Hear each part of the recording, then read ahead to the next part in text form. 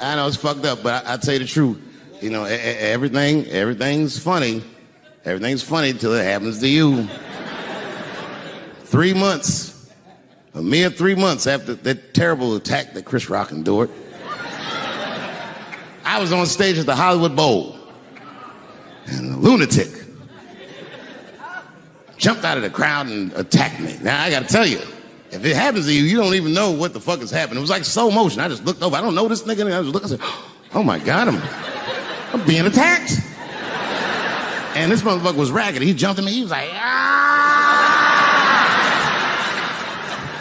I'm old, but I'm fast. I caught this motherfucker's head with my hand and pulled his hoodie over his eyes. I can still feel his head in my hand. It was spongy. He had been growing dreadlocks. Not the beautiful dreads that Rastafarians grow. These were accidental LA homeless dreads.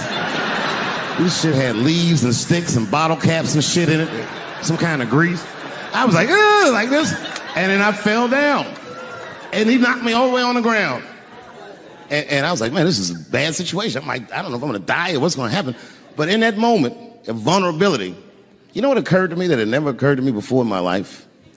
In that moment, it occurred to me that bodyguards should not wear dress shoes to work. Travis! This nigga Travis came out slipping and sliding on some kind of beautiful loafer and fell flat on his back. I said, oh my God. Now both of us are down. I gotta handle this shit myself. So I popped that back, boom. And then the kid that knocked me down, he popped out, boom, and we looked at each other and realized, at the same time, I was bigger than him. And that motherfucker took off running. And I started to chase him, and I said, fuck him. And I picked the microphone up. I said, I'm gonna finish this show now. That's right.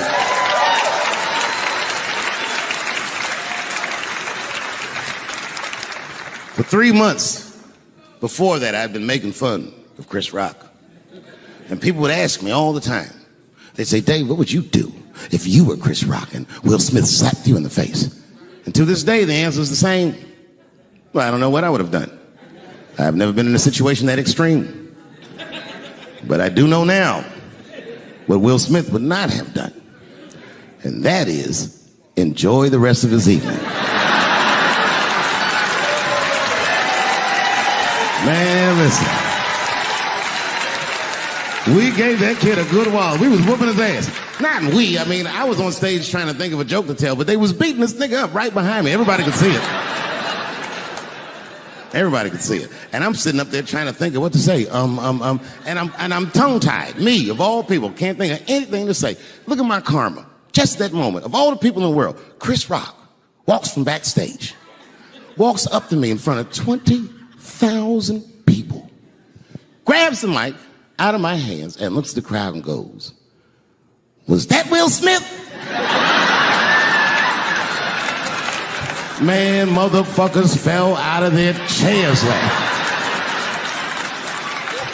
I was standing there looking stupid. I was fucking furious because I'm thinking in my mind, nigga, this is my attack. You got attacked 3 months ago. Now you have jokes. So I snatched the mic back from Chris and tried to get one off, but my shit did not go good at all. I didn't know what to say. I was just like, it was a trans man. And the crowd was like, boo. It's LA, we like trans people, boo. I know, I felt so bad. I felt so bad. But I know why I did it. You'd have to be there to understand, but man, when that guy tackled me, it was like it's like a movie or something. You gotta picture this. Picture a famous person you like. Every famous person you could imagine was at that show. It was like the biggest night that Hollywood had ever seen. And when that guy tackled me, he cleared the bleachers. I had to watch the tape afterwards to know this happened, but as soon as he tackled me, Jamie Foxx was the first motherfucker that jumped out of the crowd. He was wearing a white cowboy hat like he knew this shit was gonna happen to him. Never seen this nigga in a cowboy hat before. And Jamie started chasing that motherfucker around like any given Sunday. And that kid was fast as shit, was juking and shaking, and he broke Jamie's ankles, and he just kept running. And then Jon Stewart from The Daily Show ran from backstage and jumped at this motherfucker like Super Jew. He was like, ah! And the kid seen Jon coming, so he jumped back, and Jon went flying that way. And this kid was fast, and then he turned around. He sees the emergency exit. He starts running for the emergency exit. Just before he got to the door, motherfucking Puff Daddy from Bad Boy Records jumped in front of the door. That nigga was like,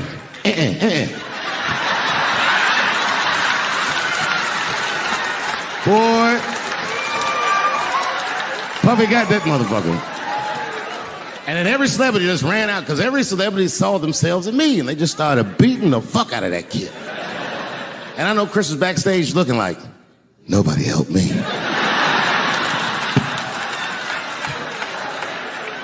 Everybody hates Chris.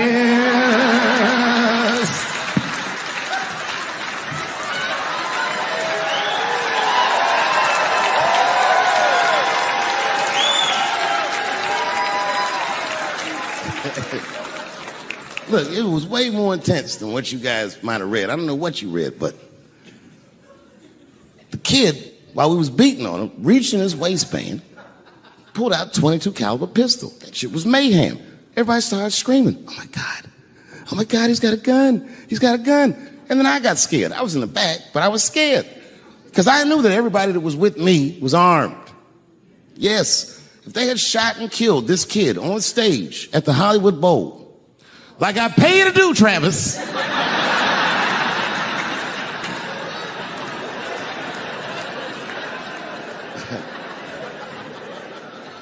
but Travis G'd up. Travis wrestled the gun out of the kid's hand, and then he took it like this and tried to chamber the round, and he couldn't. So he pulled the trigger, and it wasn't a gun. A knife blade popped out of the front. I guess this kid was going to stab me. Some scary shit. So the next night, even though I didn't have a show, I said, I got to get right back on stage. And I went and did a show. And someone in the audience screamed out, Dave, what happened with the attack? And I didn't know there was journalists in the room. All I said was that this nigga had a knife that identified as a gun. I got 6 more weeks of bad press for that joke. I didn't even do nothing to this nigga. That's not right. That was not right. And then the New York Post went to the jail and interviewed my attacker like he was some kind of hero. And I read that interview. It turns out the entire attack was my fault. Yes, I triggered him. I didn't mean to. I had done jokes about the homeless. It turns out this young man was homeless. And I mean, there's no way I could have known this. But I will say, for a homeless guy, this nigga had incredible seats.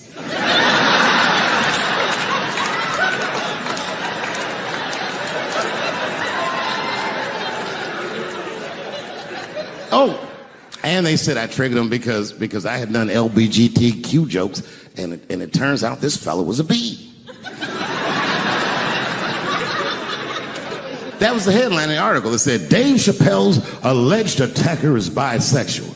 I said, alleged attacker? This motherfucker definitely attacked me. I'll show you the tape. He's allegedly bisexual. I'm going to need to see him suck somebody's dick before I believe the rest of this article.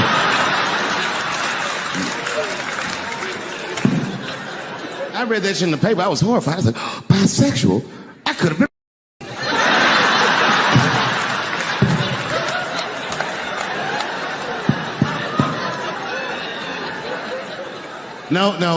No, you know what, though? It's not funny because after all that madness ensued, I went to the hotel room. I was by myself, and I opened the door, and my wife was in there alone. She was sobbing, like sobbing. I said, oh my God, what's wrong with you, bitch? Did you get attacked too?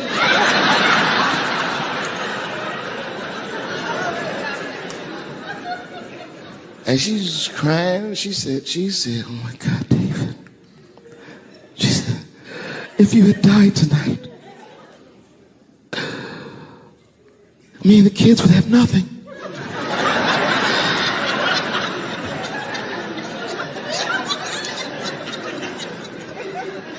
Then I knew it was serious. So I sat down on the bed next to her. And I reached in my pocket, I pulled some keys out that she'd never seen before. She said, oh, what are those keys? And I gently placed them in her hands.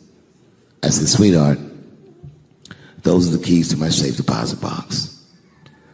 God forbid anything ever happen to me. But if it does, don't even worry about it. You and the kids have everything you need in that box. I've already taken care of it. And she was looking at them keys, and I could see her mind realize what we were actually talking about. And then she just started crying harder. And to be honest with you, that made me cry a little bit too. And we hugged each other real tight.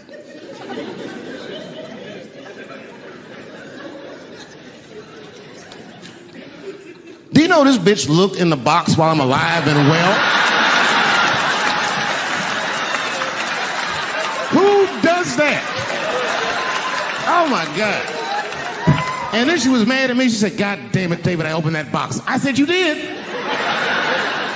She said, yes, I did. And there was nothing in there.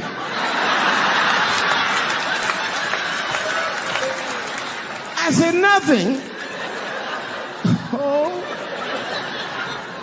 She said, nothing except your stupid joke book. I said, whoosh. I said, well, sweetie, look. If you tell those jokes exactly how they're written, you and the kids should be fine. They're really good jokes.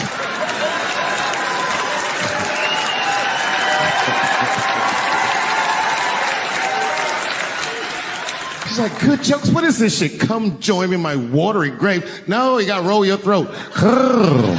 Join me in my watery grave.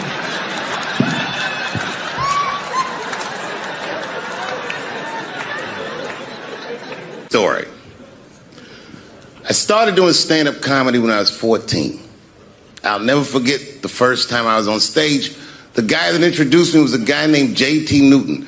I'm 47. I can close my eyes and remember the introduction like it was yesterday. It went like this. Ladies and gentlemen, this next young man coming to the stage is starting his comedy career tonight. Who knows? We may be witnessing the birth of a star. Please welcome David Chappelle.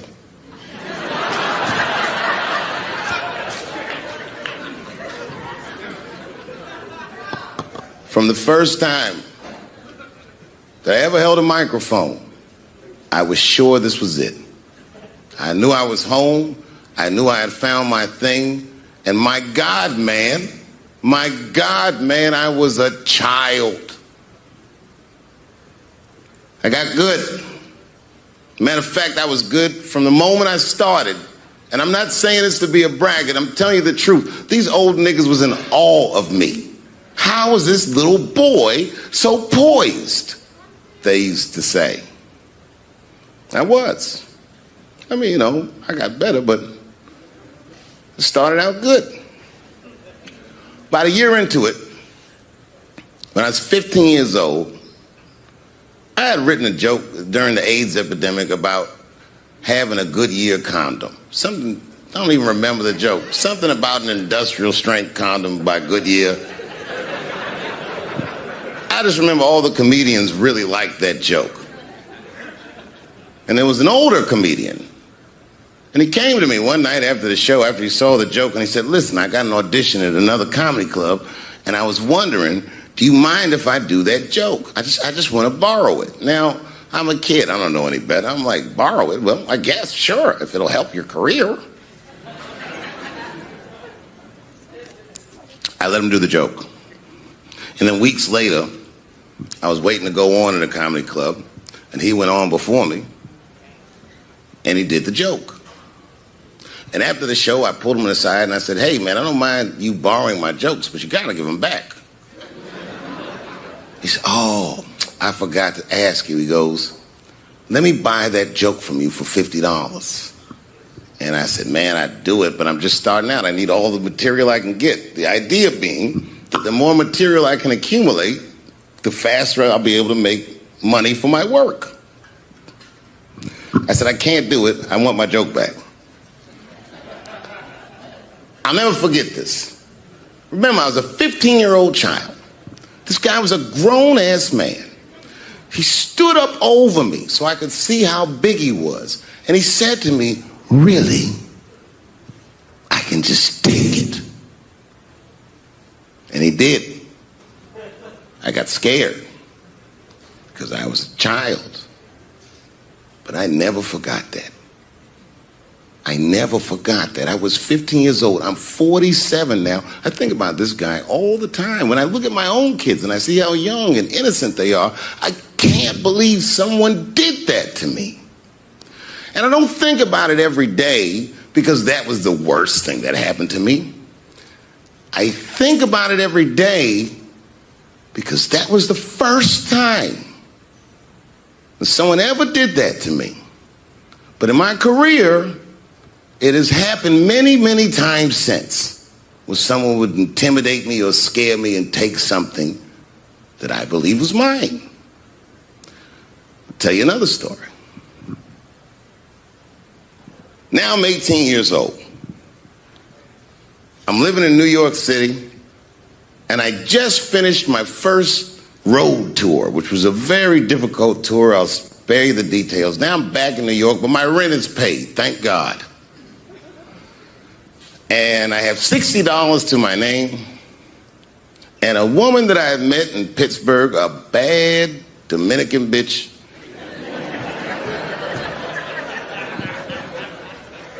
was coming to New York. She was going to spend the weekend with me. I couldn't wait for her to get there. She was coming that evening. But remember, I only had $60 for a whole weekend to entertain a bad bitch. Now I'm walking through Greenwich Village, and I see something I've never seen before.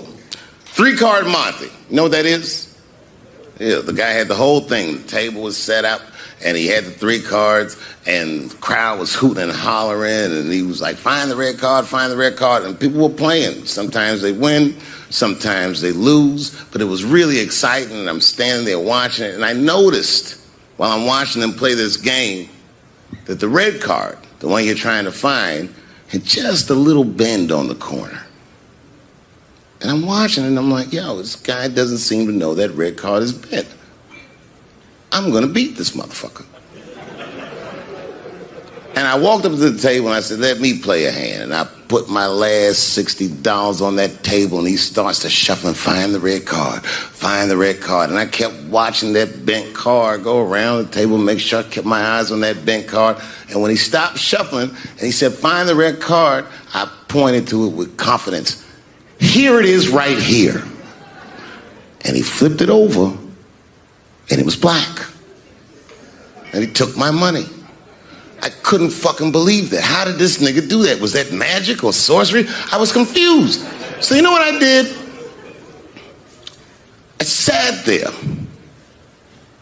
and I watched him for a real long time play the game.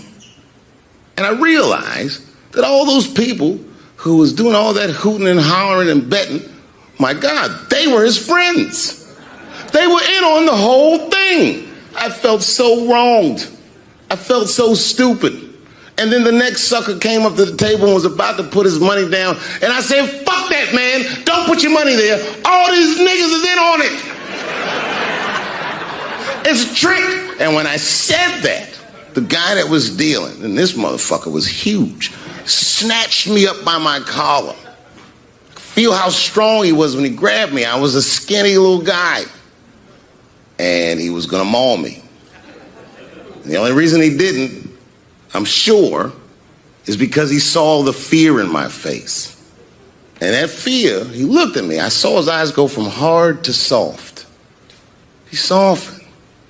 Then he looked at me like the way a father would look at a child.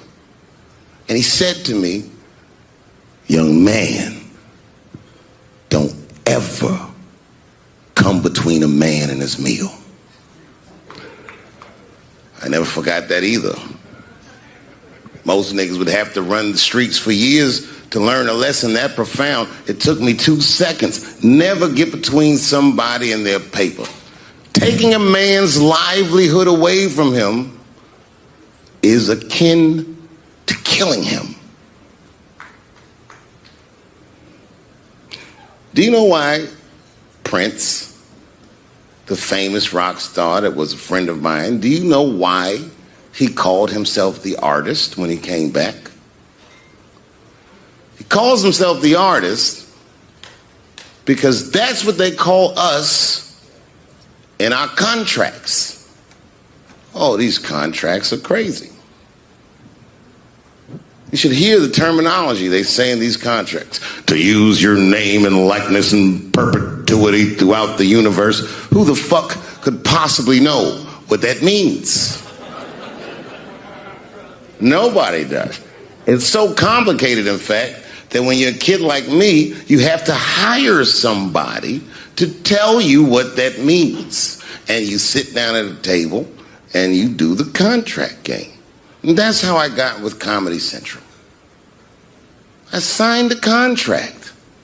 But I signed the contract the way that a 28-year-old expectant father that was broke signs a contract. I was desperate. I needed a way out. And it wasn't good money and it wasn't good circumstances. But what else am I going to do, I said. And all these white people sitting at that table told me, trust us, Dave, it's a good contract. And I looked around the table and they all seemed to agree it was a good contract. But what if it was like that game of 3-Card Monte? What if they were all friends and I didn't know it? And the bag of money was Iceberg's money in the first place. What was I talking about? What was I trying to tell you? Last week, 2 weeks ago, whenever it was, I call Lauren Michaels and I tell him, okay, I'll do it. I'll do Saturday Night Live on election night. And the day I made that phone call, the day I committed to it, it gets announced that Netflix is streaming Chappelle's show. Not just Netflix. HBO Max is streaming it too. Let me tell you another story about HBO. No, hear me out. Did you know, before Chappelle's show was at Comedy Central, I pitched that show to HBO. I told them what I wanted to do. Now, these are executives. All they have to do is say, yeah, we'll take it, or no, thank you, we won't. But they didn't say either of those things. They went too far. They said, literally, what do we need you for? That's what they told me, as they kicked me out of the office. What do we need you for? And here we are, all these years later, and they're streaming the very show that I was pitching to them. So I'm asking them, what do you need me for?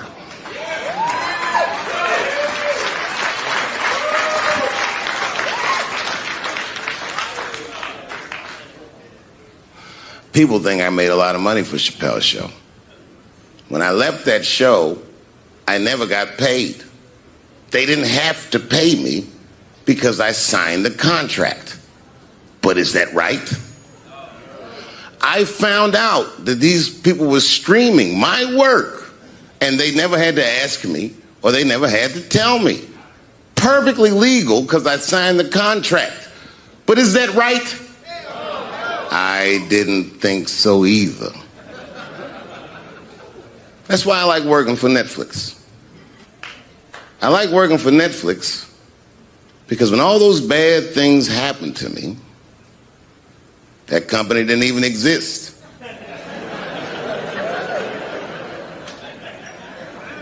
And when I found out they were streaming Chappelle's show, I was furious. How could they not know? So you know what I did? I called them and I told them that this makes me feel bad. And do you want to know what they did? They agreed that they would take it off their platform just so I could feel better. That's why I fuck with Netflix. Because they paid me my money. They do what they say they're gonna do, and they went above and beyond what you could expect from a businessman. They did something just because they thought that I might think that they were wrong. And I do. I think if you are fucking streaming that show, you're fencing stolen goods. They stole that from me. They just took it. And I'm not up here trying to tell you guys that I believe that Comedy Central gave me a raw deal just because I'm black.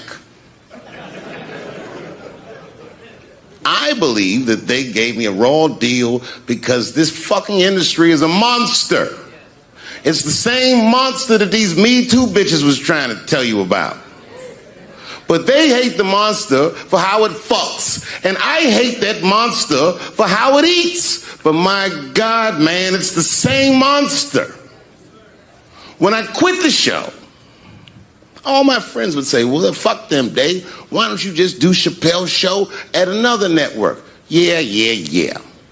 And why doesn't a slave run from one plantation to another plantation because the master over there might be nicer? My God, man, I was trapped. You know what, tell you the truth? I've even thought about coming back and doing another Chappelle show.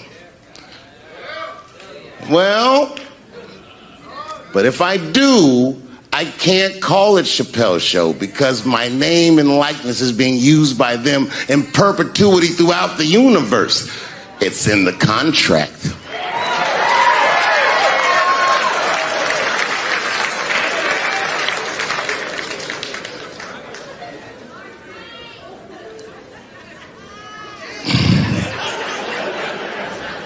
You're not supposed to do this in my business. I'm up here doing something that nobody else in this business has the balls to do. I'm telling you something that you need to know. I'm trying to explain to you what you're seeing. You don't understand what you're seeing. I am publicly flogging a network. And I know that this network niggas, they watching me and they saying, why are you doing this so publicly? Doesn't feel good to be flogged publicly. Oh, believe me, I know. I know exactly how that feels. When I quit my show, they said I was crazy. What was crazy about it? I just didn't want to do it anymore. They said I smoked crack. That's impossible. I was a devout Muslim. I didn't smoke or drink. But I do now, bitch, because you ruined my fucking life. Now it's their turn. This is their first nigga lesson, and I'm honored to give it to them. They're gonna pay me for this show. I called my agent. I said, is there anything I can do about this show? And he said, no. Well, fuck you too then. If you want something done right, I guess you gotta do it yourself. So I'm not going to the agents. I'm coming to my real boss. I'm coming to you. I'm begging you, if you ever liked me, if you ever think there was anything worthwhile about me, I'm begging you, please don't watch that show. I'm not asking you to boycott any network. Boycott me. Boycott Chappelle's show. Do not watch it unless they pay me.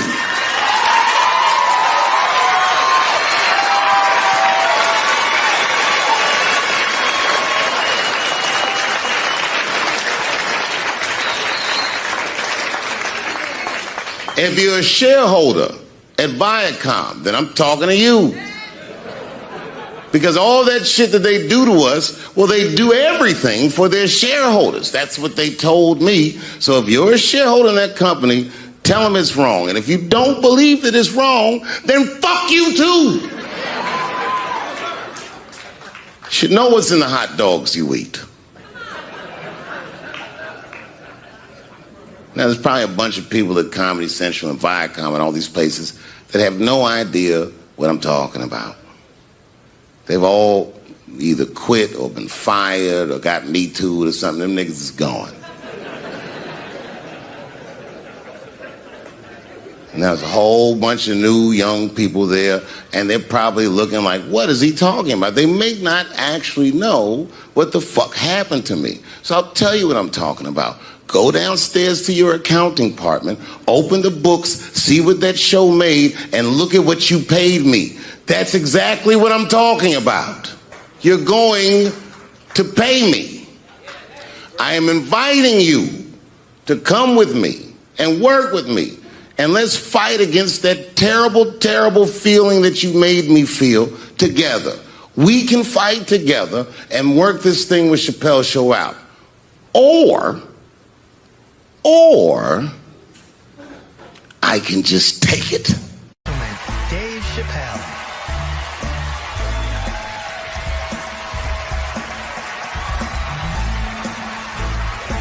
Vegas. Oh boy, I'm very nervous. No pressure. During the civil rights movement, I can't read what's on the teleprompter. Some about black America and white America. There's black Americans and there's white Americans. We're all one America. So if you don't mind, this is not live, is it? I imagine whatever I say, you could just edit it out. Let's try it a few ways. Lou, are you in the booth? I am. All right, good. You know what, Lou? Let's just play around with it and see if we can get it right and get this clip package on, and then let me go home, all right? You got it. All right. Ready? All right, count me in. 5, 4, 3, 2, 1. Wu-Tang. I'm just with you, Lou. Let's do it again. We're going to do it again. We'll get it right. Here we go, Dave. 5, 4, 3, 2. You know, when I was a comedian starting out in Washington, D.C., right here in this city, 1988, I'll never forget this. It was a comedy club owner that banned profanity from his comedy club. He said it offended his audience, and this was a cause of major concern for all the comedians in the circuit. And we all called a meeting, and we had the owners come, and it was the club owners, and it was the comedians. It was the classic labor dispute. The club owners laid out their case. There cannot be profanity in these clubs because that offends people. And there's a comedian who's still a good friend of mine to this day. He lives right here in Washington, D.C. He stood up and he said, he's black, I should tell you, because it's important to the story. He says, I use profanity because I live a profane lifestyle. He says, I don't have an insect infestation in my house. I have roaches.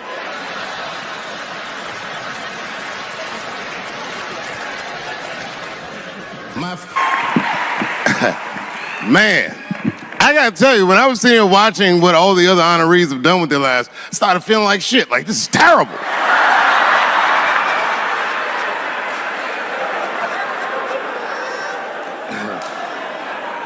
And then Bobo brought me up and started out good with that Ali picture, and then it just...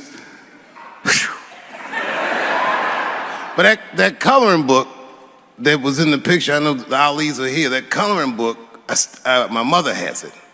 And Champ, he signed it. You know, the greatest, he signed it, Muhammad Ali. And his sparring partner was there that day. And his sparring partner signed it, said the next heavyweight champion of the world, Larry Holmes. And he was. And 2-year-old Dave Chappelle colored all in that shit and just ruined the book.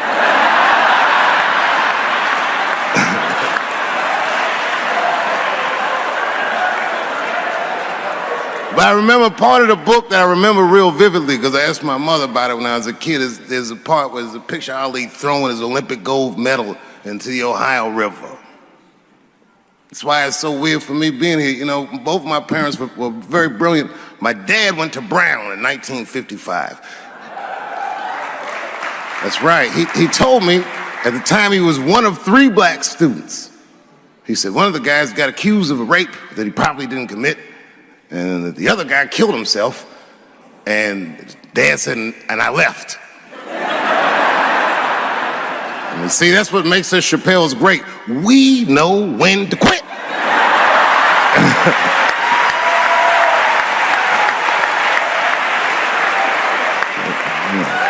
We all just live to fight another day.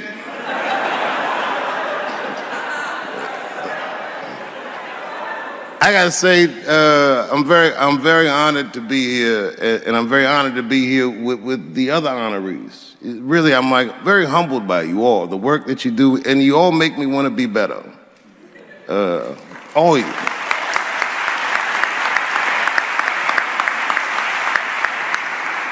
And you know, I was gonna stop doing stand-up for a while because 4 comedy specials in a year is like, that's a lot, you know.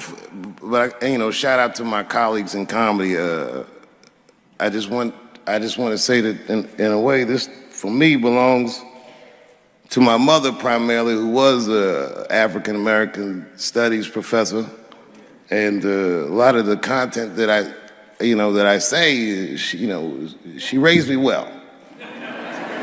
I'm not an uninformed person.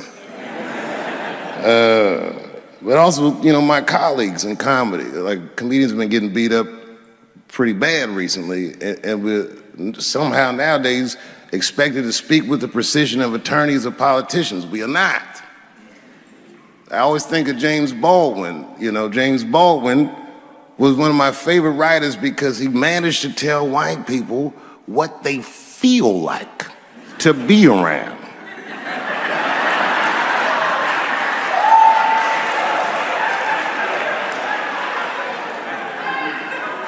So I ain't gonna hang up my gloves yet. I think I got one more special in me. So to quote Baldwin, God gave Noah the rainbow sign. There's no more water, it's the fire next time. Thank you very much. Boy, this comes as a complete surprise.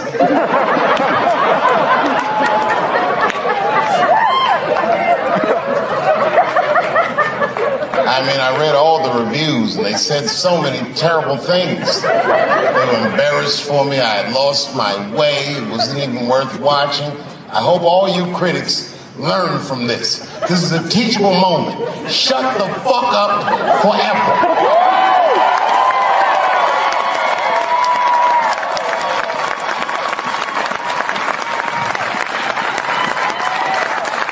Two in a night.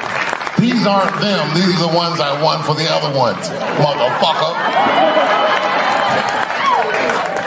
I would like to thank my editor who was nominated. Unfortunately, he did not win, but I couldn't have been more honored to work with Jeff Urin.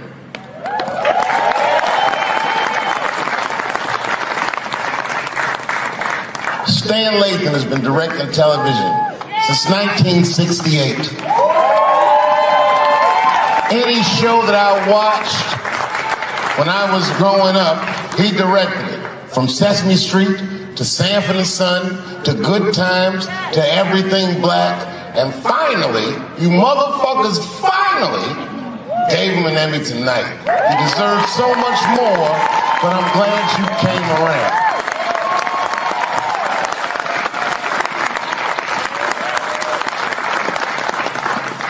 I'd like to shout out all the other nominees tonight. Tiffany Haddish and Patton Oswalt and Hannah Gatsby and Brother Mulaney. You guys are an inspiration to me, and I'm honored to be nominated with you. I'm sorry that you didn't win tonight, but who gives a fuck anyway? It's a special night because comedy gets to be itself. It's all we've ever wanted. I hope the war is over. We good? And as always, I love to thank my wife, Elaine.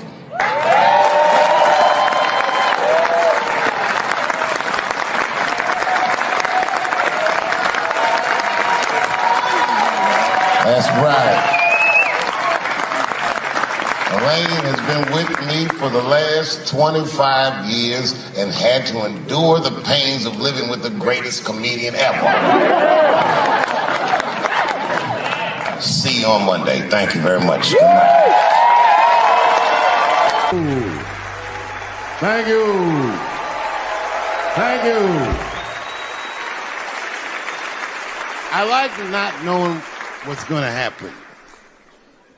I like making memories. Sometimes I do all this crazy shit around my colleagues just so that they can tell their friends I did it. But rather than talk about myself, just briefly, I want to just talk about my genre.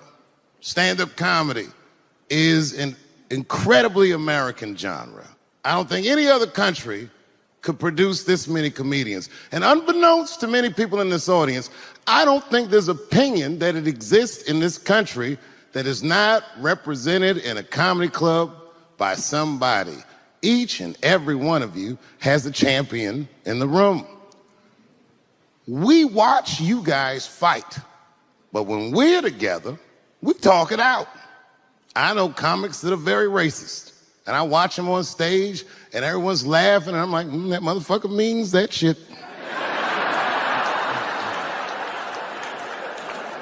Don't get mad at them, don't hate them. We go upstairs and have a beer, and sometimes I even appreciate the artistry that they paint their racist opinions with. Man, it's not that serious. The First Amendment is first for a reason. The Second Amendment is just in case the first one doesn't work out. We gotta let some air out of the ball, man. The country's getting a little tight. It doesn't feel like it's ever felt in my lifetime. So tonight, I am honored that my colleagues are here in comedy and in music.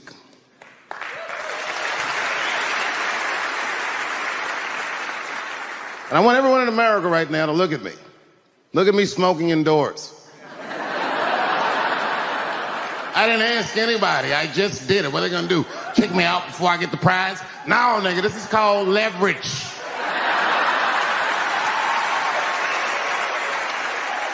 The thing that I liked best about tonight was that I saw so many people from different parts of my life, like friends that I grew up with here in DC, friends of mine from Ohio then and now, friends of mine from comedy clubs, all the fucking musicians that blew my mind. You guys have no idea how you inspired me. I want to give a special shout out to my OG, Tony Woods. Miles Davis has a quote.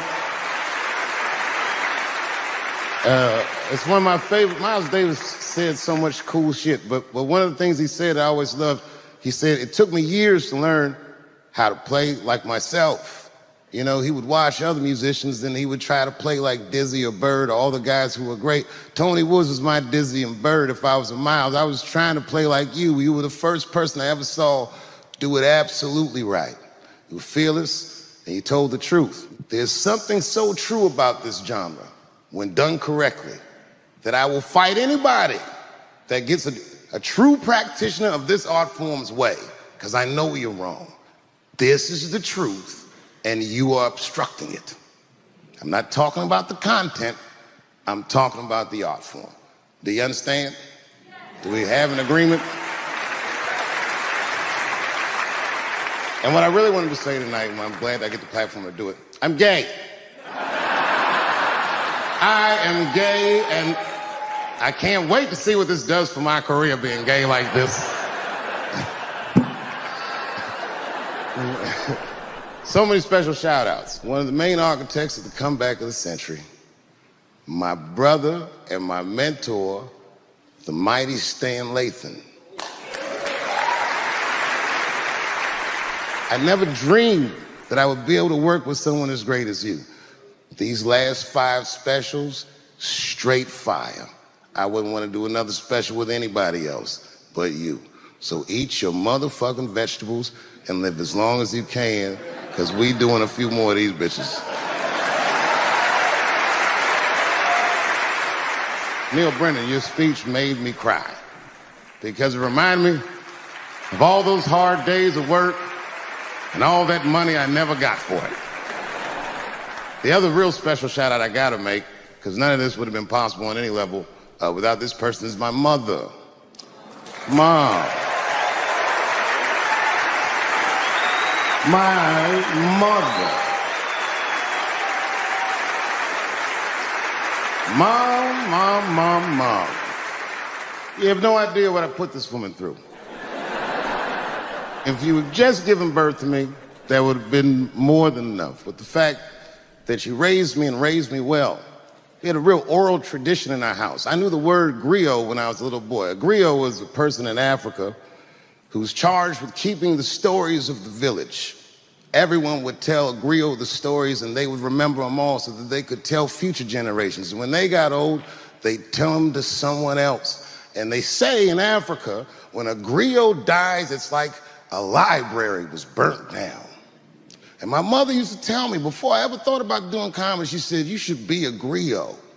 And she'd fill me with every story of black life. You know, she's educated in African American studies, and she would let me understand the context that I was being raised in. That I'm being raised in a hostile environment that I have to tame. By the time I was 14 years old, I was in nightclubs, mastering an adult world. It was terrifying.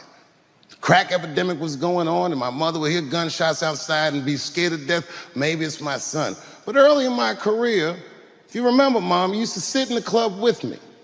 She'd do a full day of work. You'd be back there falling asleep, just waiting for me to go on. She would watch my show every night. Do you know how long that car ride is home?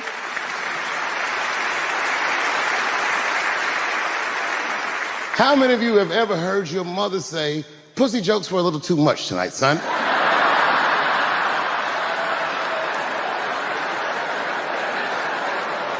I was a soft kid. I was sensitive, I'd cry easy, and I would be scared to fist fight. And my mother used to tell me this thing, I don't even know if you remember, but you said this to me more than once. You said, son, sometimes you have to be a lion so you can be the lamb you really are. I talk this shit like a lion. I'm not afraid of any of you. When it comes word to word, I will gab with the best of them, just so I can chill and be me.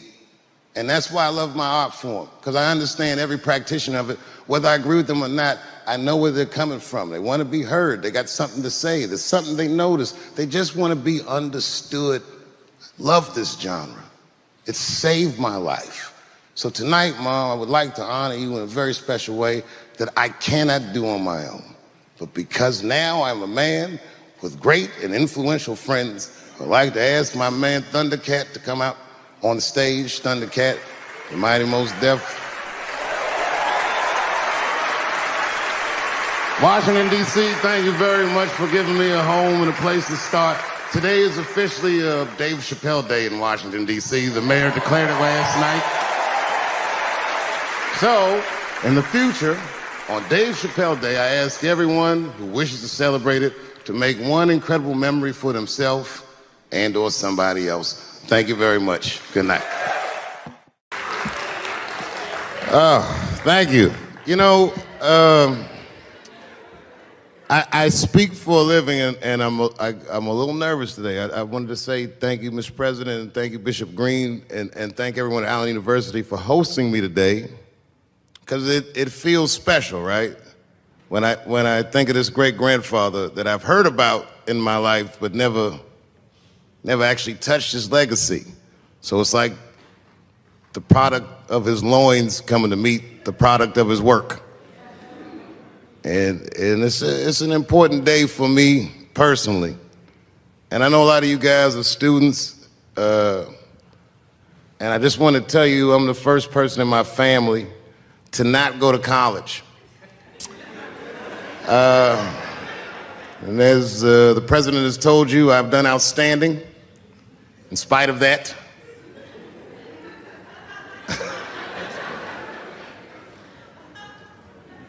But one thing I did want to say, and one thing today just made me think about, for all the things that I've done, I'm most renowned for what I didn't do. I've made decisions in my career that a lot of people have called insane. 2004, had a $50 million deal on the table, and in a crisis of conscience, flipped the table over and walked away. Went to South Africa. Everyone said I was running away from the money. That is not true. In fact, I still want that money.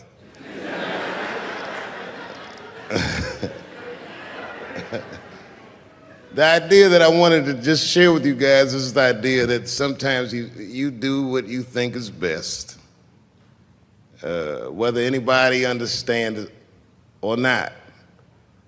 I heard a story about my father where someone told me he used to do statistics for a company in D.C. The company he did statistics for started doing business with the South African government, so he quit his job. It's caused a lot of problems between him and his wife. It's hard for a man when he can't provide for his family the way he wants to, and he suffered through it.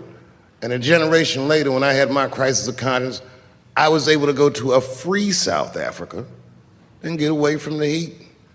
This idea that what you do in your lifetime informs the generations that comes after you is something I keep thinking about, something that is so much bigger than just ourselves. And today I'm standing in front of you guys, and I know you guys are like, oh, I know you're bored.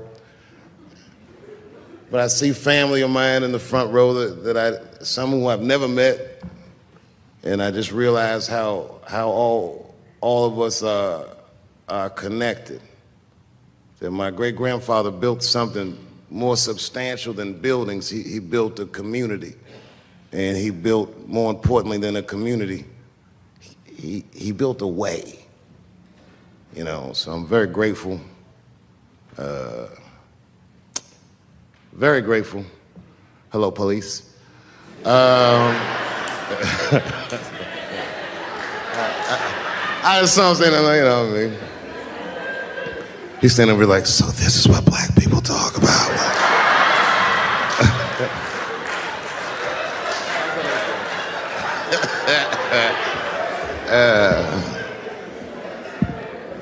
I just want you guys to remember, you know, that right now there's this thing where ethics aren't what they used to be. This idea that people are trying to replace the ideas of good and bad with better or worse.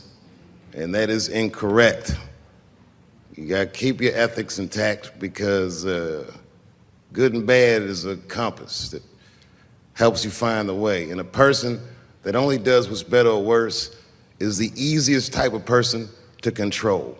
They are a mouse in a maze that just finds the cheese. But the one who knows about good and bad will realize that he's in a maze.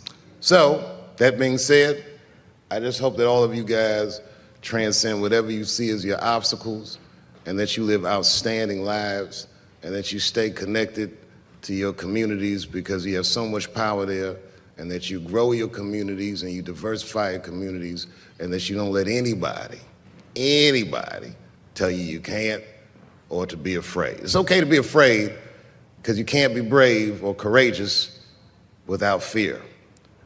The idea of being courageous is that even though you're scared, you just do the right thing anyway. So in 2004, I walked away from $50 million, and in November, I made a deal for $60 million. So,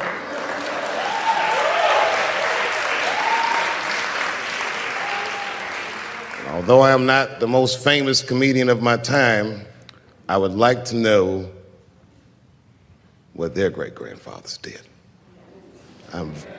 I'm very proud today. Thank you very much.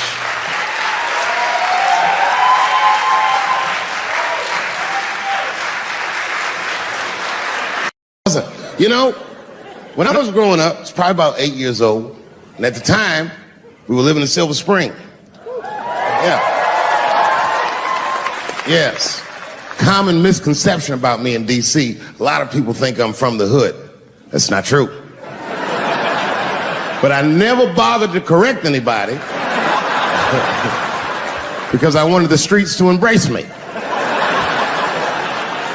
As a matter of fact, I kept it up as a ruse. Like sometimes I'll hang out with rappers like Nas and them, and these motherfuckers will start talking about the projects. Yo, it was wild in the PJs, yo. And I'll be like, word, nigga, word. But I don't know. I have no idea. My parents did just well enough so that I could grow up poor around white people.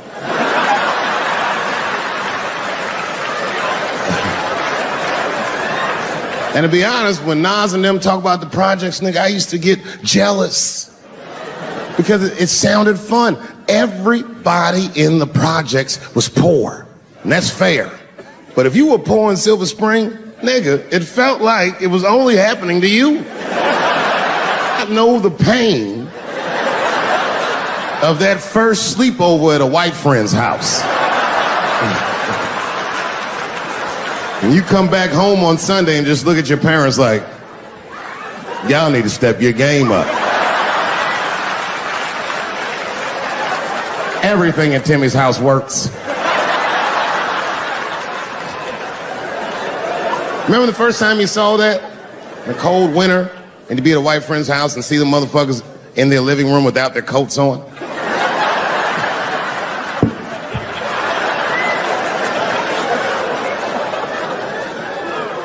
Timmy was one of my first white friends, like, in my life, man. He's a good dude, too. He moved to Silver Spring from Utah, of all places. I guess his family was affiliated with that Mormon church they got down there, and me and him used to hang out.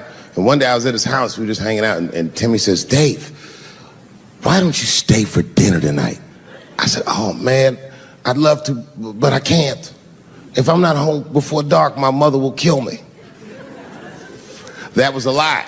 My mother had several jobs. I hadn't seen her in like 3 or 4 days. At that point in my life, it was my experience that white dinner wasn't delicious.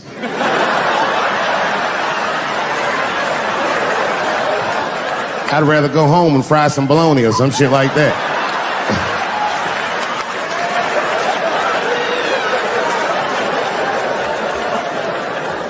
But then old Timmy threw me a curveball I wasn't expecting. He said, it's too bad you can't stay, Dave, because Mom made stovetop stuffing.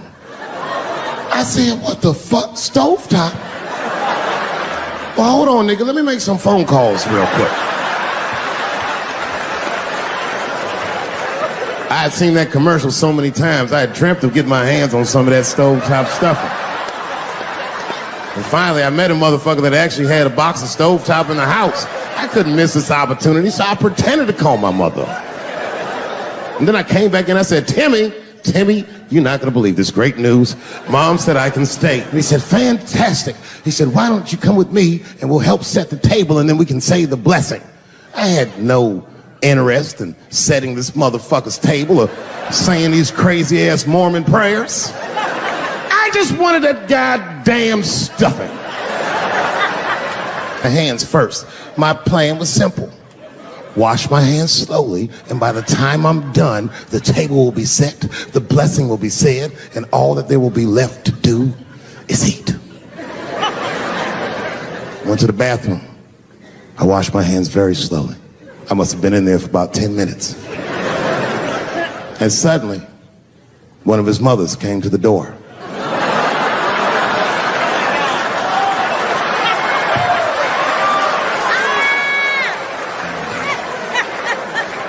She was like, hi, David, right? I said, yes, ma'am. She said, Timmy tells me that you're planning on staying for dinner. I said, I hope that's not a problem, ma'am.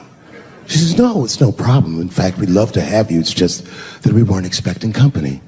And I'm afraid there's not enough stovetop stuffing for everybody. So I kicked her in the pussy. Bam! Ladies and gentlemen, I told you I'm dope, nigga. I told you what I was gonna say and you still didn't see it coming. And that's why I make the big bucks.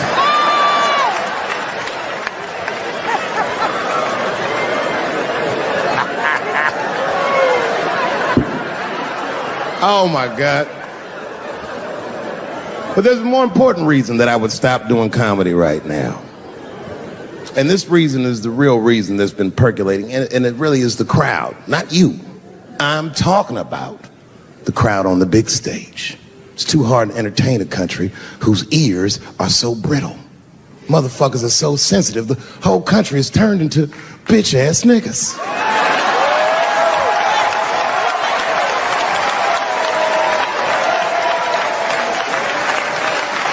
Everything you say upsets somebody. You know, I can remember when it all started. It was when I was doing Chappelle show. When I was doing Chappelle show, I used to do the show, and then on the weekends I do like concerts and shit like that. So I'm doing a concert, and there was a couple in the front row, beautiful couple. The wife was obviously Asian. You could see it in her face.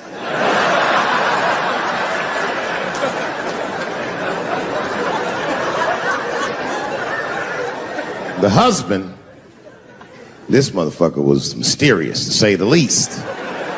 Couldn't quite pinpoint where he was from. Caramel-colored fella, very nice hair, but it could have been from anywhere. Bangladesh, Mexico. I can't guess with a nigga like this. All I knew for sure about this guy is that his wife was a bitch. I could see that in her face, too. No, he was laughing and having a good time, and she was scowling at me at a goddamn comedy show. I couldn't figure it out. And then I realized at some point that she was pregnant, and I was smoking on stage. I said, oh my God, that's probably why she's mad. So I started to put my cigarette out, but then she hit me with one of them fake non-smoker calls. So I just kept smoking. I thought to myself, bitch, that babe will be fine, relax. And I tried to break the tension. I just asked her. That's all I said. I go, hey, where are you guys from anyway? And I could tell that she was on to me. She goes, very condescendingly, she says, I'm from California. If you are asking my ethnicity, I am Chinese. He was like, I'm Mexican, bro. I said, well, I'm sorry if I offended you by asking, but you're a very beautiful couple. And miss, there's no question that you're going to give birth to the hardest working baby this world has ever seen.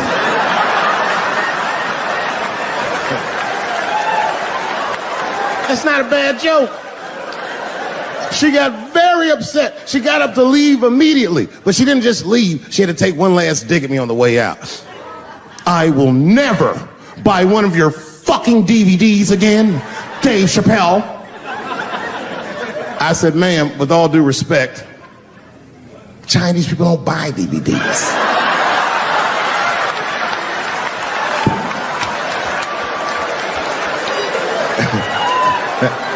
And the crowd went crazy. We were all laughing, having a good time. I didn't even think anything of it.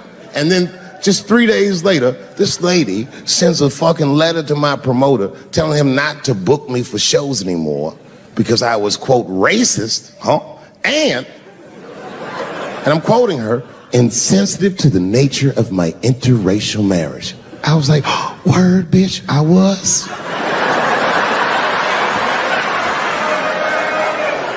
And she would know that I myself am in an interracial marriage. That's right. In fact, my wife is Asian too. Surprise, bitch, I'll see you on Thanksgiving.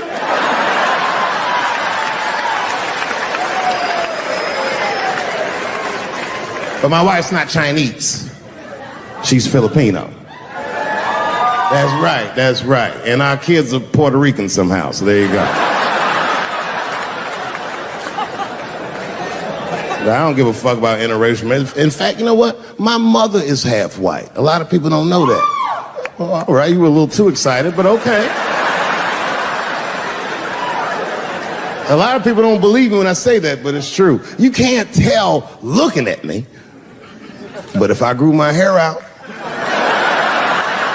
you would think you was at a fucking Cat Williams concert. My shit is beautiful. Hello, xin chào tất cả mọi người. Chào mọi người đã quay trở lại với buổi review sản phẩm của em Lan ngày hôm nay. Chúc mọi người một ngày mới tốt lành, một ngày mới vui vẻ, một ngày mới tràn đầy niềm vui và tiếng cười. Hello mọi người nhé. Mọi người ơi, hôm nay em Lan sẽ mang đến cho mọi người một cái thuốc, gọi là thuốc này là cái này thì chủ yếu là chúng ta sẽ bị những về thoái hóa đốt sống cổ, điều trị thoái hóa đốt sống nhé. Ví dụ đốt sống là gì? Là cái đốt sống dọc cái chiều lưng của chúng ta, thì ở một độ tuổi nào đó thì chúng ta rất dễ bị thoái hóa. Thế nên là hôm nay em sẽ review cho mọi người cái thuốc White Sun là thuốc điều trị thoái hóa đốt sống cổ này, thoái hóa của mình nhé. Đây. Cái này thì ở những cái bạn mà độ tuổi ví dụ như là ngoài 40, 50 ấy, thì hay bị thoái hóa, hay là các ông bà 70 rồi, già rồi, có tuổi rồi thì sẽ sử dụng những cái dòng sản phẩm như thế này nhá. Thì thuốc Hoai là gì? Thì thuốc Hoai San là gì? Thuốc Hoai San có chứa hoạt chất perisol, trong đó thì epesol sẽ giúp làm giảm cơ vân và giãn mạch, do thuốc có tác động lên hệ thần kinh trung ương và trên cơ mạch, cơ trơn mạch máu và cơ trơn mạch máu. Thế nên thì thuốc có hiệu quả điều trị ổn định. Đấy. Thuốc có hiệu quả điều trị ổn định trong việc cải thiện các triệu chứng có liên quan đến chức năng với chức tăng trương nhược cơ. Tăng trương nhược cơ do cắt đứt các vòng xoáy bệnh lý của sự co thắt cơ vân. Ngoài ra thì epesol có tác động chủ yếu lên tủy sống và làm tủy sống, làm giảm cảm giác, làm giảm các phản xạ tủy và gây giãn cơ vân, do làm giảm sự nhạy cảm của thoi cơ thông qua hệ thống ly tâm gamma. Thêm vào đó thì thuốc giúp làm tăng tuần hoàn. Đấy. Do đó thì Hoai San giúp cắt đứt vòng xoáy bệnh lý bao gồm co cơ, gây rối loạn tuần hoàn máu và sau đó thì gây đau và làm tăng thêm trương nhược cơ. Hoai San thì chống chỉ định của thuốc Hoai San thì thuốc Hoai San cải thiện các triệu chứng trương nhược cơ liên quan đến các bệnh sau như là hội chứng đốt sống cổ, viêm quanh khớp vai, đau cột sống thắt lưng. Ngoài ra thì thuốc còn giúp điều trị tình trạng liệt cứng liên quan đến những bệnh mạch máu não, tình trạng liệt cứng do tủy, thoái hóa đốt sống cổ, hoặc các di chứng sau phẫu thuật bao gồm cả u não tủy, di chứng sau chấn thương tủy, tổn thương đầu. Đấy. Tình trạng xơ cứng cột bên teo cơ, bại não, thoái hóa tủy, bệnh mạch máu và các bệnh lý não tủy khác. Trường hợp không nên dùng thuốc Hoai San là những trường hợp là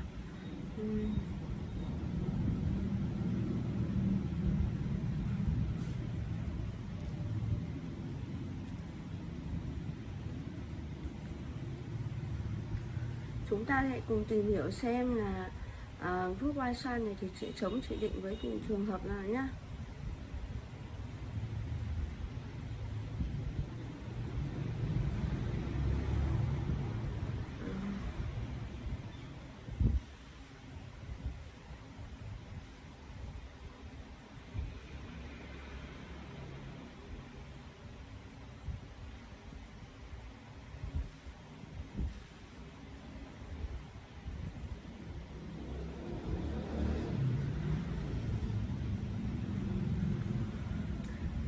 Dị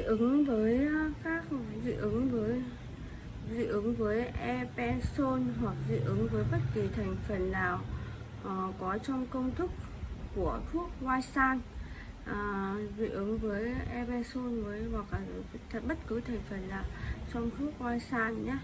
Hướng dẫn dùng thuốc Hoai San. Hướng dẫn dùng thuốc Hoai San thì thứ nhất đó chính là cách dùng. Thuốc Hoai San được bào chế theo viên uống. Dùng thuốc với một cốc nước có dung tích vừa đủ. Đấy. Nên dùng thuốc sau mỗi bữa ăn. Đấy, chúng ta phải dùng thuốc sau mỗi bữa ăn nhé. Liều dùng thì thông thường thì thuốc được dùng trên đối tượng là người lớn. Mỗi ngày uống 3 viên 500 mg. Đấy. Nên chia làm 3 lần sau mỗi bữa ăn trong ngày. bữa sáng, bữa trưa và bữa tối. Đấy, chúng ta nên chia thành 3 lần nhé. Tùy vào độ tuổi cũng như mức độ trầm trọng của triệu chứng mà tùy vào độ tuổi cũng như là mức độ trầm trọng của triệu chứng mà dùng nhiều cụ thể khác nhau. Đấy. Tác dụng phụ của White San.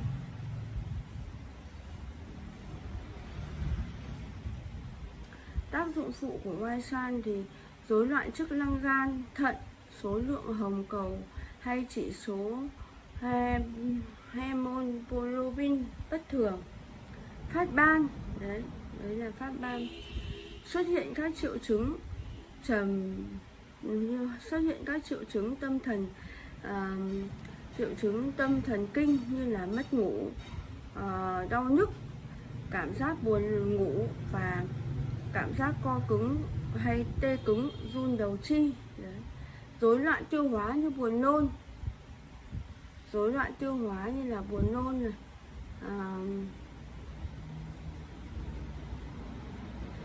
nôn, chán ăn, khô miệng, táo bón, tiêu chảy, đau bụng hoặc các triệu chứng rối loạn tiêu hóa khác. Ngoài ra thì thuốc còn gây ra các triệu chứng như rối loạn tiết niệu. Tương tác khi sử dụng White San đó chính là lưu ý có một số báo cáo đề cập đến tình trạng rối loạn điều tiết mắt xảy ra sau khi dùng đồng thời với ethylcaptolose với một số chất có cấu trúc tương tự như appendix hydroxy. Do đó thì cần lưu ý đến những trường hợp sử dụng thuốc này. Tốt nhất là không nên thông báo cho bác sĩ biết về tư vấn sử dụng thuốc hiệu quả hơn. Lưu ý khi sử dụng thuốc White San này thì lưu ý dùng thuốc White San trên các đối tượng bị yếu sức, chóng mặt hoặc buồn ngủ có thể xảy ra khi dùng thuốc. Phải ngưng dùng thuốc hoặc giảm liều khi bắt đầu có các dấu hiệu đầu tiên của các triệu chứng đó. Thận trọng khi dùng thuốc White San trên những bệnh nhân có rối loạn chức năng gan. Đối tượng sử dụng thuốc, những đối tượng sử dụng thuốc thì là phụ nữ có thai, vẫn chưa có đủ nghiên cứu. Đối tượng đặc biệt khi sử dụng thuốc thì vẫn chưa có đủ nghiên cứu đánh giá sự an toàn của thuốc trong thời kỳ mang thai. Do đó chỉ nên sử dụng thuốc White San này cho các bệnh nhân phụ nữ hoặc phụ nữ nghi ngờ có thai nếu có kết quả điều trị mong đợi thì thuốc có giá trị bất cứ nguy cơ nào có hại đối với thai nhi. Đấy. Phụ nữ đang cho con bú thì trường hợp nếu cần thiết phải dùng thuốc thì mẹ phải ngưng cho con bú. Lái xe và vận hành máy móc, thuốc White San có thể có tác dụng phụ trên thần kinh trung ương như đau đầu, chóng mặt, người yếu. Do đó thì bệnh nhân không nên lái xe hoặc điều khiển máy móc khi chúng ta đang dùng thuốc. Dùng ngay sau khi nhớ ra liều tiếp theo. Nếu mà chúng ta quên dùng thuốc ấy, nếu liều đã quên kể với kế tiếp với cái liều tiếp theo ấy thì bỏ qua liều đã quên và dùng theo đúng lịch trình dùng thuốc. Không nên dùng liều gấp đôi với mục đích bù vào liều đã quên. Đấy là những cái mà thuốc White San này của chúng ta nhé. Bye bye. Okay. Before I did Killing Them Softly, when I was 22, HBO gave me the biggest opportunity of my life at that time. They gave me a half-hour special, but this shit was not like a special, you know what I mean? It was generic. It didn't even have a title. It was just Dave Chappelle. And I shot it in San Francisco at a place called Broadway Studios, which is on the second floor of a building. And beneath Broadway Studios is a nightclub. And the special was only supposed to be 30 minutes. And I got ready, I practiced, I did all the shit I was supposed to do. And the night that I taped, 20 minutes into my 30-minute set, I'll never forget this. Music started blasting from the nightclub underneath. You could hear it real loud, and it fucked my whole show up, and I was devastated. I was a young man. I really believed in what I was doing, and I thought that my dream had been killed. So when I got off stage, I ran down the steps to the alley behind Broadway Studios and where the control trucks are parked, and I kicked that motherfucking door open, and I started yelling at all the producers. I was nobody in show business, just a guy that believed in us. I said, man, you fucked everything up.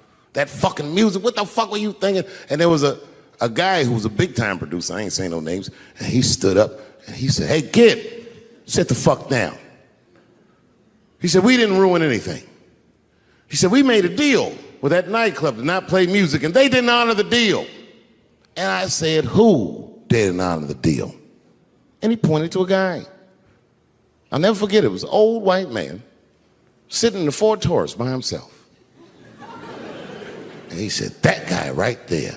And I didn't waste no time or ask no questions. I went to that Ford Taurus, and I beat on that window, and I said, open the door, motherfucker, I want to talk to you. And that old man looked at me for 1 second and wisely drove the fuck off. And left me in the alley cussing at anybody who would listen. And 2 minutes later, literally 120 seconds later, couldn't have been any more than that, the doors of the kitchen in the alley of that nightclub underneath Broadway Studios flung open. And that old man was standing there, that same old man with reinforcements. He had 2 big goons with him, and he looked at me, and he was calm as a cucumber. He said, you, come here. I want to talk to you. I didn't know anything about the streets at this age. But I found out later in my life that these men were Russian mobsters. And I don't know what you guys know about the Russian mob, but these are the niggas that killed Denzel in Training Day.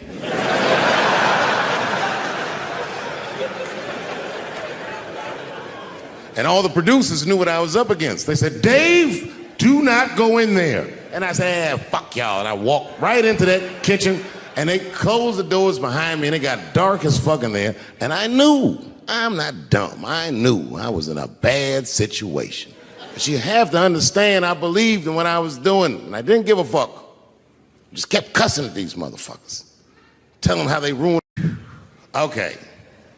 Before I did Killing Them Softly, when I was 22, HBO gave me the biggest opportunity of my life at that time. They gave me a half-hour special, but this shit was not like a special, you know what I mean? It was like, it was generic. It didn't even have a title. It was just Dave Chappelle. And I shot it in San Francisco at a place called Broadway Studios, which is on the 2nd floor of a building. And beneath Broadway Studios is a nightclub. And the special was only supposed to be 30 minutes. And I got ready, I practiced, I did all the shit I was supposed to do. And the night that I taped, 20 minutes into my 30-minute set, I'll never forget this. Music started blasting from the nightclub underneath. You could hear it real loud, and it fucked my whole show up, and I was devastated. I was a young man. I really believed in what I was doing, and I thought that my dream had been killed. So when I got off stage, I ran down the steps to the alley behind Broadway Studios and where the control trucks are parked, and I kicked that motherfucking door open, and I started yelling at all the producers. I was nobody in show business, just a guy that believed in us. I said, man, you fucked everything up. That fucking music, what the fuck were you thinking? And there was a guy who was a big-time producer, I ain't saying no names, and he stood up, and he said, hey, kid, sit the fuck down. He said, we didn't ruin anything. He said, we made a deal with that nightclub to not play music, and they didn't honor the deal. And I said, who didn't honor the deal? And he pointed to a guy. I'll never forget it. It was an old white man sitting in the Ford Taurus by himself.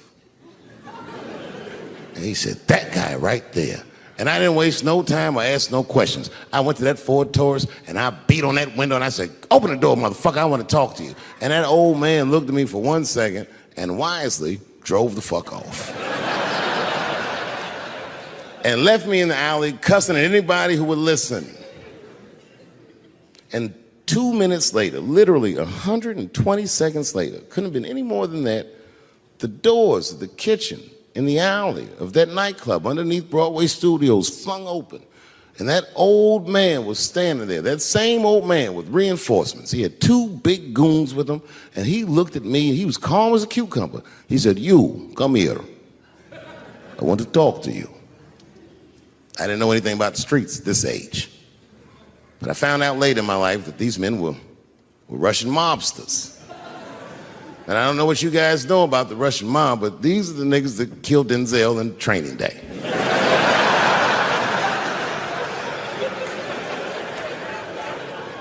And all the producers knew what I was up against. They said, "Dave, do not go in there." And I said, "Fuck y'all." And I walked right into that kitchen, and they closed the doors behind me, and it got dark as fuck in there. And I knew, I'm not dumb, I knew I was in a bad situation. But you have to understand, I believed in what I was doing, and I didn't give a fuck. Just kept cussing at these motherfuckers, telling them how they ruined my life. And that old man couldn't believe that I was talking all this shit. And as soon as I took a breath, he stopped me gently. He said, "Hey, kid, listen. Your friends lied to you." He said, "We made a deal, but your friends never paid me." And when he said that, I realized I was locked in a kitchen.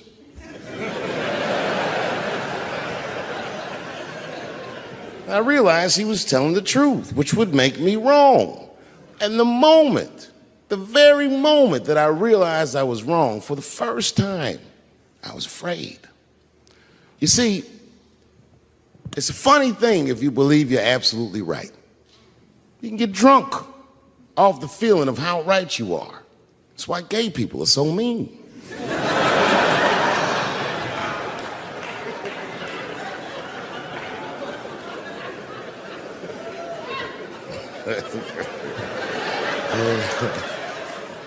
But I didn't buckle. You guys would have been very proud of me. I was scared, but I didn't buckle. I said, "Well then, sir, I owe you an apology. But I believe that no matter what reason that music was playing, it ruined my life." And that old man looked at me with sympathy in his eyes. And he walked over to me and he gently placed his hand on my cheek, which I gotta tell you, is a very emasculating thing to do. I was standing there looking at this nigga's hand on my cheek like,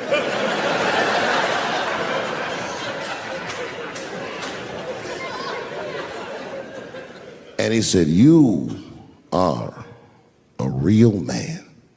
And he tapped me on my cheek. Real soft. Just like that. The doors opened back up. The light from the alley flooded into the kitchen. And I just walked out alive. I lived to fight another day. And in that moment, I learned one of the most valuable lessons of my life, and I have to share it with you. And that lesson is this.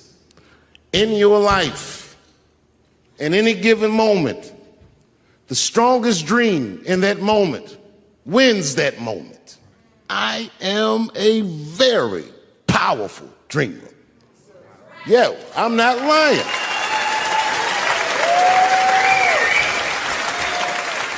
I dreamed tonight, this very night, as a 14-year-old boy, and I am living it as a 50-year-old man. My dreams are very strong. Today, I walked all around Washington. I used to be poor in this city, and all day people just said, hey, Dave, like they knew me personally, and I felt like I knew them. And I say to myself, my God, Dave, what a powerful dream. But then sometimes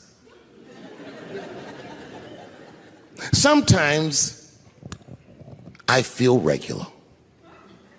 Feel like myself. Maybe I'll smoke some weed and be in some nightclub and feel shy. But I'll look across the nightclub and I'll see some guy that no one's ever heard of. But this nigga worked all week and got bottle service. And his bitches bringing Moet with sparklers to him. And I picture in my mind he's Persian. He's doing some kind of weird Persian dance.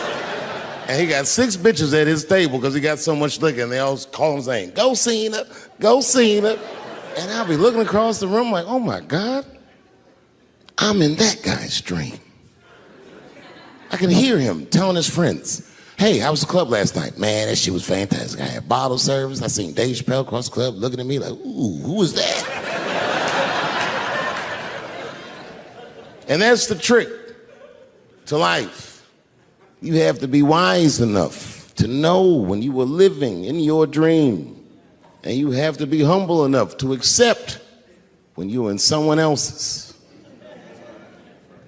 It's why I don't judge between Will Smith and Chris Rock. Because you guys look at them as big ideas, but I look at them as fellow dreamers. I can't judge between them because I see myself in both of them. I am Will Smith. I am the man that cannot take it anymore and will slap the shit out of the next person that says a crossword to me or somebody that I love. And I am Chris Rock. I am the man that can get slapped in front of the whole world and keep my composure so I don't fuck anything up. That is what men do.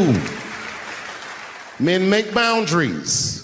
Men enforce boundaries. And men test boundaries. And no man tests more boundaries than a trans man.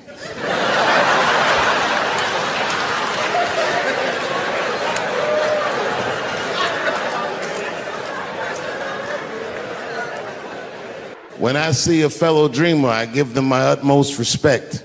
Even if I don't understand what their dream is. I know a dreamer when I see one. And I've met many powerful dreamers in my life. None more powerful than a man who calls himself Little Nas X. I met this nigga at a party. I had no idea who he was. But the minute he walked in that party, I knew I was in his dream. Everybody in the party was another dreamer. Everyone was famous, but when that nigga walked in, he was dressed like C-3PO. He was shining.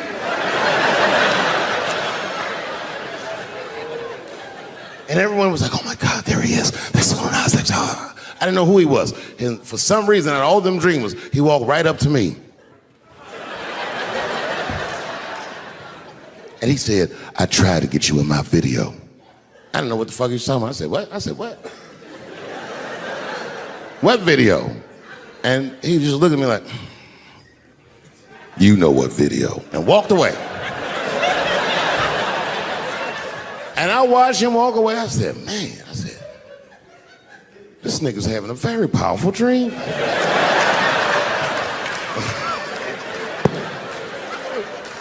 You know what it reminded me of? It reminded me of when we was in grade school. Remember in grade school, the teacher would ask everybody what they want to be? Timmy, what do you want to be when you grow up? And Timmy acted like he had an idea. He'd stand up, he'd say, "I want to be a fireman." And the teacher would say, "Timmy, that is a beautiful dream."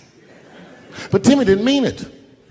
Timmy said he wanted to be a fireman because deep down, Timmy's attracted to fire. And by the time he's 14 years old, this nigga's a full-blown pyromaniac, playing with kerosene and matches like a goddamn expert. And then one night he goes downtown with his buddies, fucking around with fire, and burns a warehouse down. And he doesn't know it, but there's 13 migrant workers from El Salvador, and they're in that motherfucker. They get trapped, and then they die in the fire. Isn't that a tragedy? It was an accident. He's only 14 years old, but he's black. So they try him as an adult. And Timmy ends up spending the rest of his life in jail. Dream deferred. Burp, burp.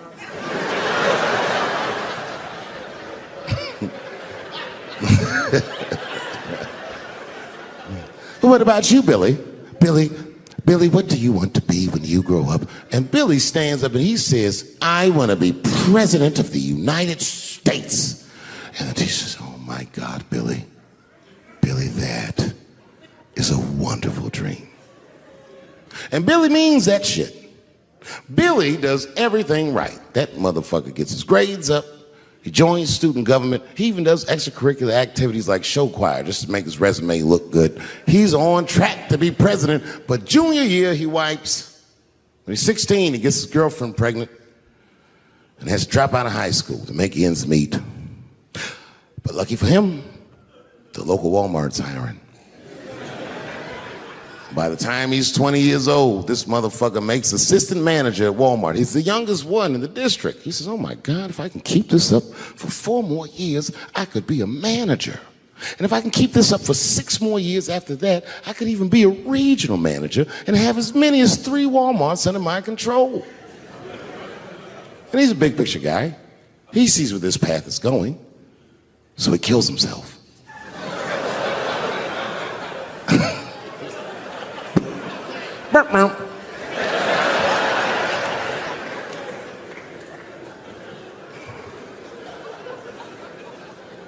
Well, what about you? What do you want to be when you grow up? I don't want to say, because I don't want the other kids to laugh at me. Who cares if they laugh? Your dream is yours. Own your dream so they can come true. Say it loud and proud. What do you want to be when you grow up? Little Nas X. And that nigga stood up in front of the whole class. I want to be the gayest nigga that ever lived. I want to do a music video and slide down a stripper pole all the way to the depths of hell and suck the devil's dick at 10 o'clock on BET while all the kids are awake and can see me. Shockingly, that was the only dream that worked out.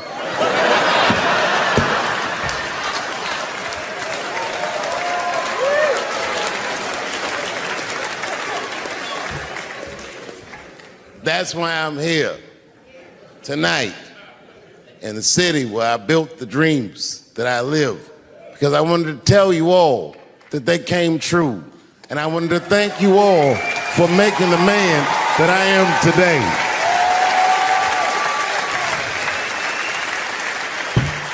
Yes, I am living a very powerful dream. Every time I come to this city and I stand in front of you, I realize that, my God, man, this is not my dream at all. It's yours. And I am honored to be in it. Thank you very much, Washington, D.C. I'll see you next time. Listen, you know, when I was growing up, I was probably about 8 years old. And at the time, we were living in Silver Spring. Yeah. Yes. Common misconception about me in D.C. A lot of people think I'm from the hood. That's not true. But I never bothered to correct anybody because I wanted the streets to embrace me. As a matter of fact, I kept it up as a ruse. Like sometimes I'll hang out with rappers like Nas and them, and these motherfuckers will start talking about the projects. Yo, it was wild in the PJs, yo. And I'll be like, word, nigga, word. But I don't know. I have no idea. My parents did just well enough so that I could grow up poor around white people.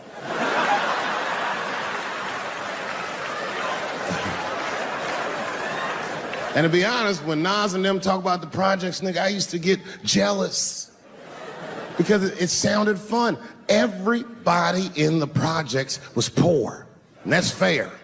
But if you were poor in Silver Spring, nigga, it felt like it was only happening to you. I know the pain of that first sleepover at a white friend's house.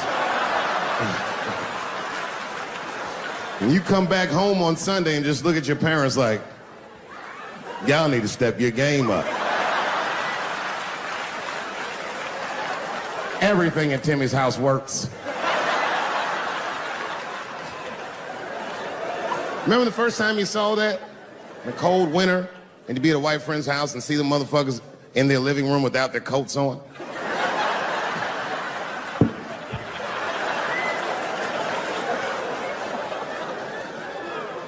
Timmy was one of my first white friends, like, in my life, man. He's a good dude, too. He moved to Silver Spring from Utah, of all places. I guess his family was affiliated with that Mormon church they got down there, and Me and him used to hang out. And one day I was at his house, we were just hanging out, and Timmy says, Dave, why don't you stay for dinner tonight? I said, oh man, I'd love to, but I can't. If I'm not home before dark, my mother will kill me. That was a lie. My mother had several jobs. I hadn't seen her in like 3 or 4 days. At that point in my life, it was my experience that white dinner wasn't delicious.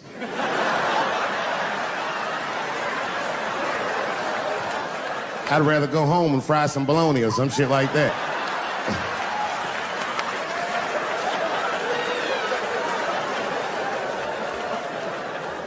But then old Timmy threw me a curveball I wasn't expecting. He said, oh, it's too bad you can't stay, Dave, because Mom made stovetop stuffing.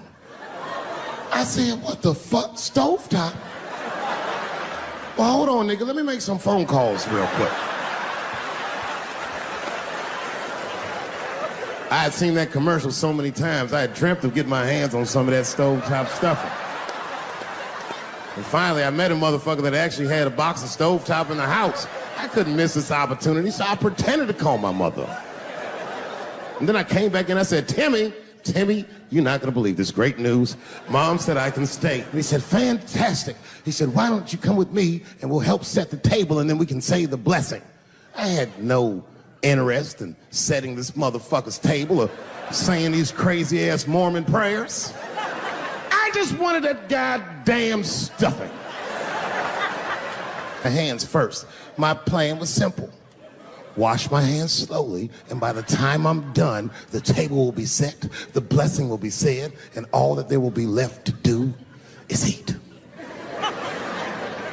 Went to the bathroom. I washed my hands very slowly. I must have been in there for about 10 minutes. And suddenly, one of his mothers came to the door.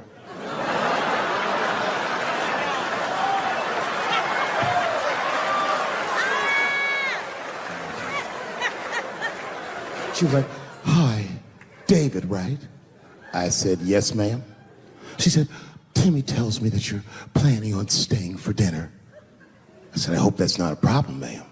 She says, no, it's no problem. In fact, we'd love to have you. It's just that we weren't expecting company. And I'm afraid there's not enough stovetop stuffing for everybody. So I kicked her in the pussy. Bam! Ladies and gentlemen, I told you I'm dope, nigga. I told you what I was gonna say and you still didn't see it coming. And that's why I make the big bucks.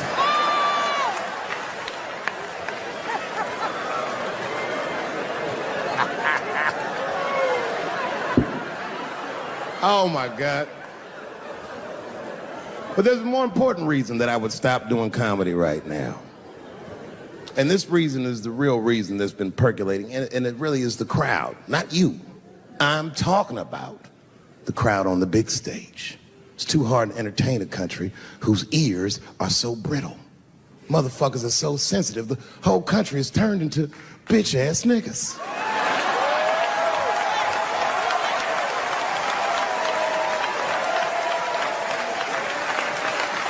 Everything you say upsets somebody. You know, I can remember when it all started. It was when I was doing Chappelle show. When I was doing Chappelle show,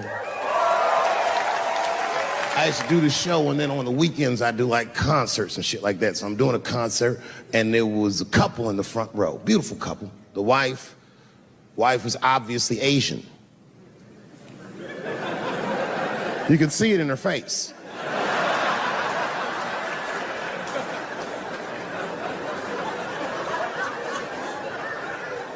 The husband, this motherfucker was mysterious, to say the least. Couldn't quite pinpoint where he was from. Caramel-colored fella, very nice hair, but he could have been from anywhere. Bangladesh, Mexico. I can't guess with a nigga like this. All I knew for sure about this guy is that his wife was a bitch. I could see that in her face, too. No, he was laughing and having a good time, and she was scowling at me at a goddamn comedy show. I couldn't figure it out. And then I realized at some point that she was pregnant. and I was smoking on stage. I said, oh my God, that's probably why she's mad. So I started to put my cigarette out, but then she hit me with one of them fake non-smoker calls. So I just kept smoking. I thought to myself, bitch, that babe will be fine, relax. And I tried to break the tension. I just asked her, that's all I said. I go, hey, where are you guys from anyway? And I could tell that she was on to me. She goes, very condescendingly, she says, I'm from California. If you're asking my ethnicity, I am Chinese. He was like, I'm Mexican, bro. I said, well, I'm sorry if I offended you by asking, but you're a very beautiful couple. And miss, there's no question that you're gonna give birth to the hardest working baby this world has ever seen.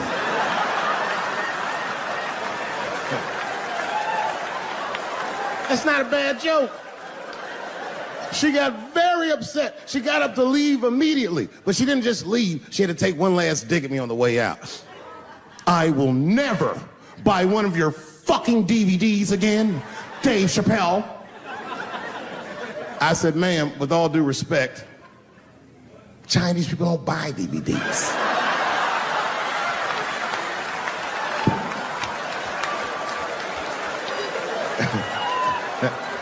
And the crowd went crazy. We were all laughing, having a good time. I didn't even think anything of it. And then just 3 days later, this lady sends a fucking letter to my promoter telling him not to book me for shows anymore because I was, quote, racist, and I'm quoting her, insensitive to the nature of my interracial marriage. I was like, word, bitch, I was.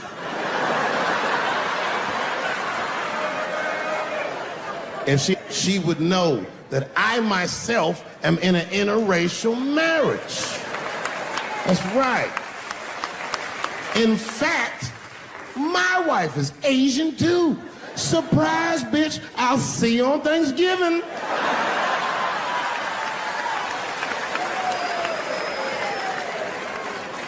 But my wife's not Chinese. She's Filipino. That's right. And our kids are Puerto Rican somehow, so there you go. But I don't give a fuck about interracial marriage. In fact, you know what? My mother is half white. A lot of people don't know that. Well, all right, you were a little too excited, but okay. A lot of people don't believe me when I say that, but it's true. You can't tell looking at me, but if I grew my hair out,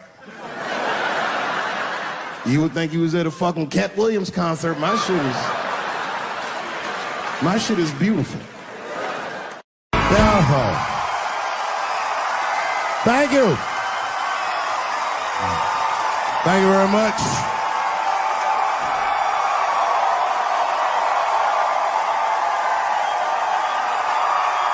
Thank you. What's going on? Good to see everybody out here tonight. Thank you. Hey, have a seat. Everybody be comfortable and relax. Oh my gosh, good to be back in Austin, Texas. It's good to know that plaid is back in. Most of the dudes I meet around these parts are dressed like a dyke in New York, so I'm glad to see that.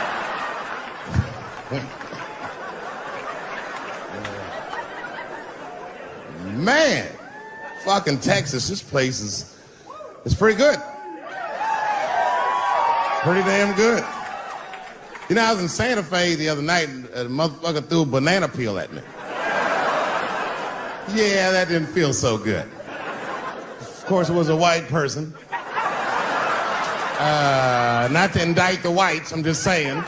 And then not only did he throw a banana peel at me, but it was premeditated. You could tell. You could tell the peel was too brown, you know what I mean? It was like, you didn't eat that banana recently, motherfucker. You had that shit waiting on me. And the whole crowd was white, so it just got instantly creepy, and everyone looked like they were looking at 12 Years a Slave or something. They were all just like,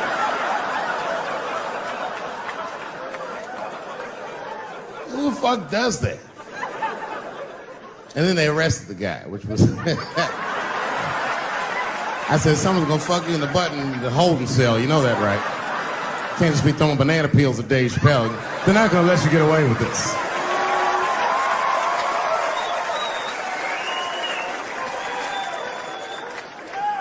And the press called me up like, do you have a statement? A statement? For a fucking banana peel? No! I don't have anything to say. This guy was like fucking famous for throwing a banana peel at me. 20 years from now, he's gonna be tucking his kids in the bed and the kid gonna be like, Daddy, tell him about the day that you threw that banana peel at that nigger in Santa Fe. Boy, I'll tell you what, that black motherfucker saw his name up on the marquee about a week before. I said, man, if I could just get close enough to meet him, throw a banana on that nigger and show him how. Fucking banana gate. I didn't even want to press charges. You know, this has happened to me before. No, seriously, not a banana. I live in Ohio, right? So this like a few winters ago. Oh, I didn't know you would ever clap for that. Well, all right. That's the first time that shit's ever happened. Ohio! Anyway, I live amongst the whites. Small town in Ohio.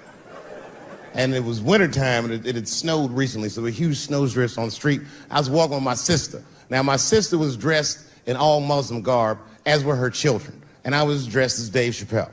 And we were walking and just talking about something, and a car sped around the corner, and the window came down, and somebody threw a snowball and hit me right in my shoulder. I didn't know what was going on. Why was this happening? Because I'm black, because she's Muslim, because I'm Dave Chappelle. I couldn't tell. But again, I knew it was premeditated. Because who the fuck has a snowball in a warm car?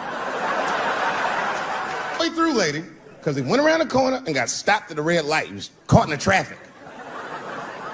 So then I ran out into the street and I just tapped on his window. Hey, my man, can I just talk to you guys for a second? Come on out for a second. I just want to talk to you. There's 4 young white dudes in the car. They were like, just chill, bro. I said, relax. I just want to talk. Now, this is an old black trick. Really, I didn't want to talk. I was going to fuck them up. So, if you're ever caught in traffic and a black guy starts saying he just want to talk to you, don't open the door, nigga. And even if he's me, smiling at you. And they were like, chill, bro, just chill. And then the one guy in the back seat, I don't know what, he was just cockier than his friends. He was like, fuck it, man. I'll get out the car. And I started yanking on his door. Let me help you, motherfucker. Let me just help you out. And I didn't notice his window was down. And he threw a snowball and shit hit me right in my chest. Pow. He said, fuck you, you fucking nigger. And then the light turned green and they sped off. And I smiled from ear to ear. I looked at my sister and she said, I got the plates. And I was happy as shit because throwing a snowball at a motherfucker is a misdemeanor assault. But if you call him a nigga, and me and my sister start dancing, we gonna send this motherfucker to jail. Now I didn't notice it, but while I was yelling at him, a crowd of all white people had formed because it was an all white town. And I was like, uh-oh, I thought I was gonna get jumped. And one of them white guys stepped down and was like, I didn't like that at all. This is not what this town represents. I don't want this goddamn stuff in my vicinity. And another white guy was like, yeah, I didn't like it either. And then an old white guy stepped out of the crowd and said, young man, if you're going to fill out a police report, I would like to come with you and do the same. I said, you guys would do that for me? And the whole crowd said, hooray! I said, come on, y'all. I look like Malcolm X going to see Brother Johnson with a trail of white people.